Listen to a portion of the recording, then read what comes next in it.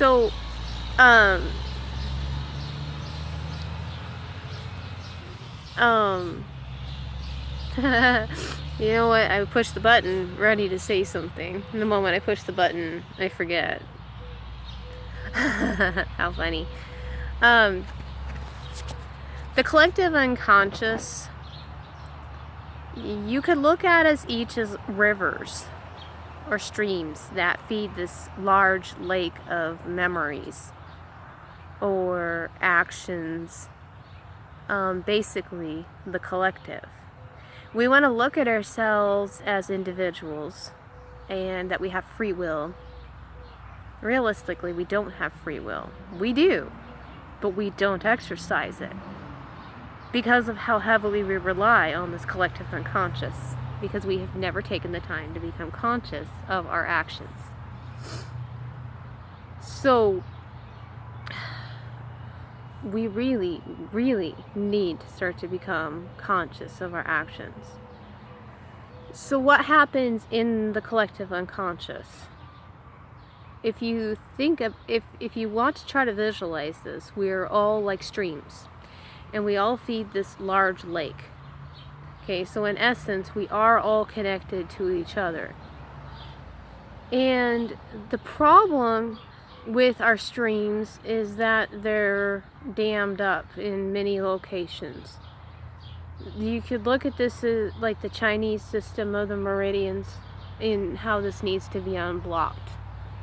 You know, you could look at it kind of like the magnetic ley lines of the earth, or even simple as your vascular system and how you can get clogged arteries.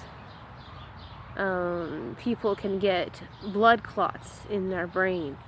The idea is that this is all showing the same thing. It's once again that principle, as above, so below, as within, so without. Okay? So, if you look at each of us, let's just say that the collective unconscious is really the heart of humanity. And each of us is a vein that's transporting blood in a certain part of the body. Or you could say, you can go even further and say each of us is a cell that is transporting something throughout the body. And then the question is what are we transporting? But if we go back to the idea of the stream is all dammed up, blocked up, full of garbage, full of just all sorts of undesirable things. And these are our thoughts and conditionings that we carry around with us, that we just keep repeating and repeating. Never once taking a look at what we're doing or taking responsibility for anything. We keep blaming other people to infinity and beyond. I'm gonna take the cartoon of Buzz Lightyear. We just keep blaming other people rather than taking responsibility and being honest with ourselves about who we are and what we've done. So when I was shown, when my stomach portal activated, see, now I'm not sure about the heart center awakening, because I started navigating the heart center shortly after the stomach portal was activated, and I became aware of it. And the stomach portal might have something to do with what's called a light body. You know, it could very well just be the seat of emotions, which, like, I have thought it is. But I do think that there's another type of body being born through this, because a lot of research indicates that in the stomach is your second brain, your more primitive brain. And so many tangents. Focus.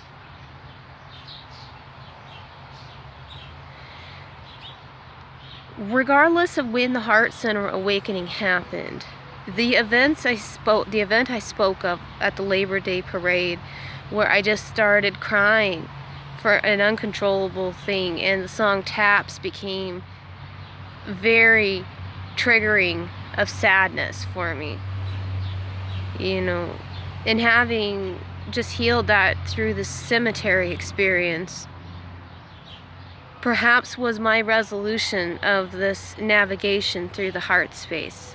And the awakening probably happened at that parade, but it probably even happened before that. There's a couple other events that it could be tied to.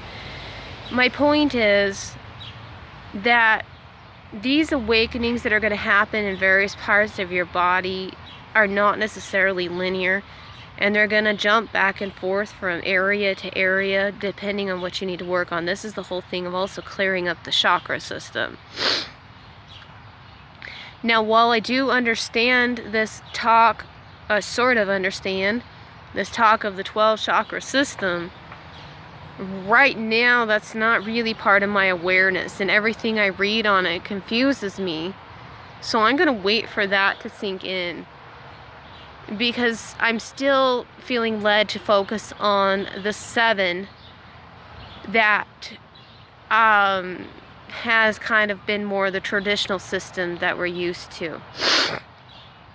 I honestly think there's too much focus on moving forward, and in many ways forgetting about the past. Whereas it seems like my life work is leading me to look at the past. So when we move forward, we don't keep making the same mistakes. So in conjunction with this stomach portal awakening, I started becoming very aware of the need to do my shadow work.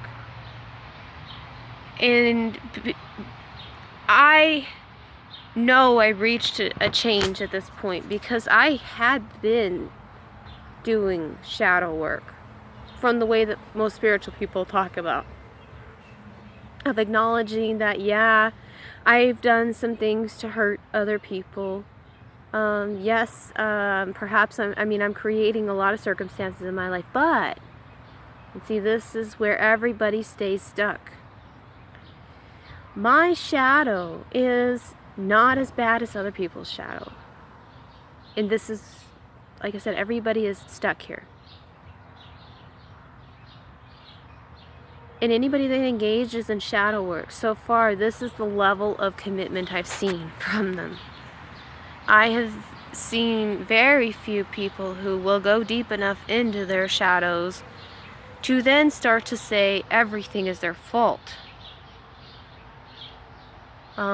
So that's stage 3,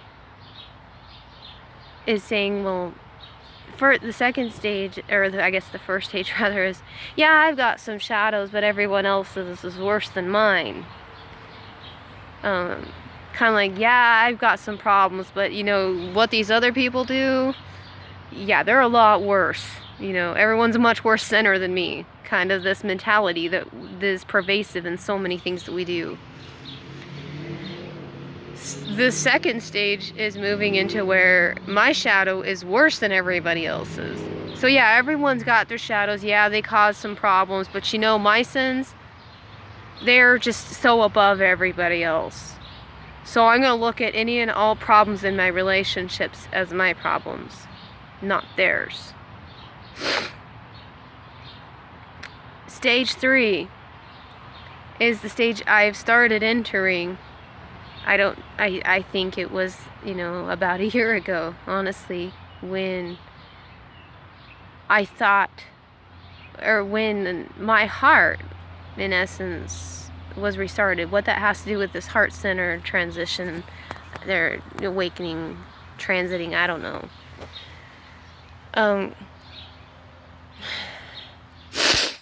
Relationships.